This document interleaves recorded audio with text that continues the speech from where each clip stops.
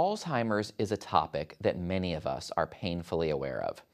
And while there is much to discuss on that front, a lesser-known form of the disease is early-onset Alzheimer's.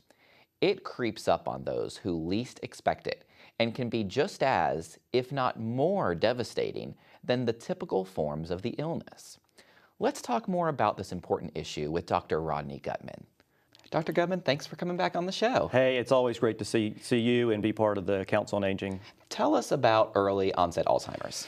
Early onset is a type of Alzheimer's disease, pretty much as the name describes. It happens early, unfortunately. So we didn't really think of Alzheimer's disease as occurring in people over the age of 65. And that's the late onset. Early onset is going to occur in people younger than 65. And now there's a couple different varieties of early onset, actually. So there are genetic causes for early onset, and then there's the sporadic version. So for early onset, we typically think of these as the genetic form or familial Alzheimer's disease.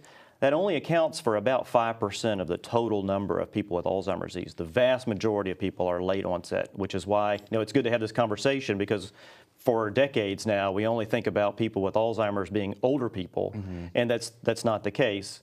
So about 5% have what's called the genetic form or familial Alzheimer's disease. But even within that group of early onset, there are people who have sort of unknown causes for early onset, so still occurring at under age 65. But generally, we do think of people with early onset as having a genetic cause. Okay. Now, does early onset develop or progress in the same way as the more typical Alzheimer's? It progresses similarly. Okay. So we tell people, if you've seen one case of Alzheimer's disease, you've seen exactly one case of Alzheimer's disease. So it's hard to give we can give averages. So, typically from the time of diagnosis, people average life expectancies about 8 to 10 years.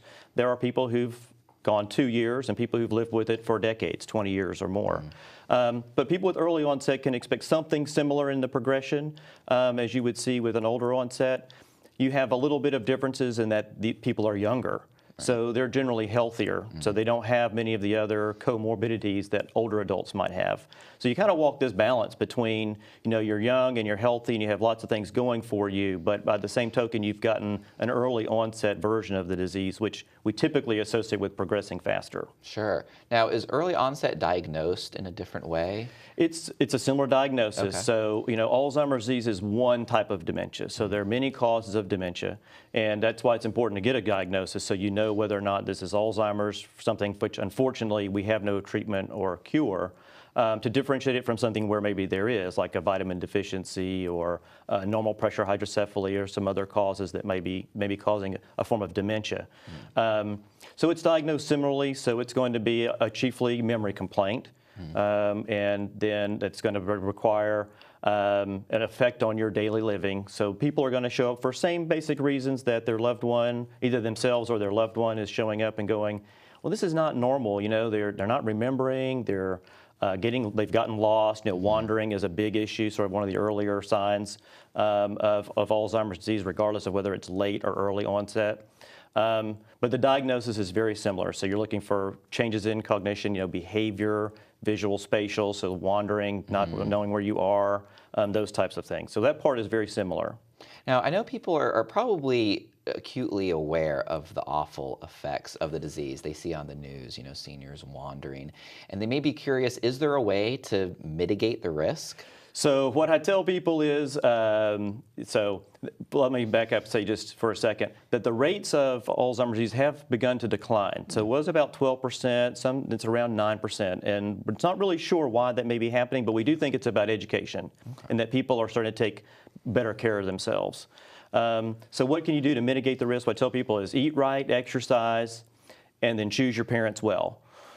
Genes play a major role in many diseases, and Alzheimer's disease is no different. So what people can do to mitigate the risk is stay socially engaged, use all parts of your brain and cognition. We hear about people doing crossword puzzles and Sudoku, and that's all great. But we encourage people to try to use their whole brain. And one of the best ways to do that is to basically talk religion and politics, be part of a social group. So whether it is a dancing group or a quilting group or whatever it is you like to do and stay engaged, that's the best way that we know of today in order to try to prevent dementia. Now, it can be hard to really grasp what someone with Alzheimer's is going through, especially if you don't have a family member going through it or you're not intimately involved with it like you are.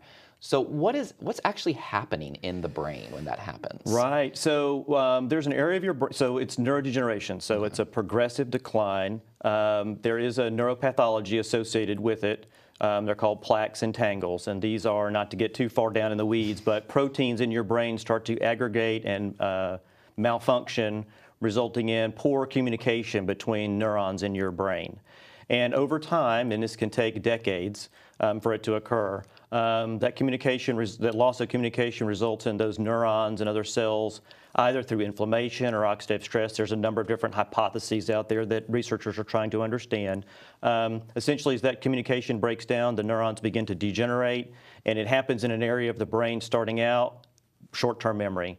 So the hippocampus primarily is where it initiates. And so that's why people they don't remember what you just told them. They repeat themselves. Now, is treatment or even the advice you give to caregivers different for early onset patients? It is a little bit different because they're younger. So, they could still be in their career. They still might have young kids. So, caregivers need to be especially, alert for, may have to quit their job to take care of their loved one. The person with early onset may have to quit their job. The kids are going to have to might have some counseling for their kids to kind of understand, depending on their age, about what's going on with their mom or their dad. And just for the individual themselves, they might have to talk to their employer about insurance. Medicare, Medicaid, or all Social Security, are all things that are going to change for someone who's younger because they're not 65 yet. So some of that's a little bit different. You got a planning, so that part stays about the same, about how to plan for the future and be prepared for the changes that are going to occur. So there's a little bit of differences in the early onset because they are younger. Sure. Now, I know you do a lot of research on this topic. Tell me about some of that. So the main thing we've been working on has been biomarkers. So trying to understand, looking for changes in the blood or cerebrospinal fluid for the earliest changes. We talked about tau, as for example, looking for these changes in tau. The other thing we're really excited about now is we're starting clinical trials. So out at UWF, we are starting a clinical trial research program, primarily focused on my areas of interest, which is going to be Alzheimer's disease and other forms of dementia. So we're really excited about bringing pharmaceutical trials to our community because this is going to be where the cutting edge is. We're looking for treatments or cures. This is what it takes. We have to have people volunteer, be part of these trials so that we can gain a better understanding of the disease and hopefully sooner rather than later find a treatment or a cure. Definitely. Dr. Gutman, thank you so much for coming back Hey, on. it's great to see you. Thanks a lot. Thank you.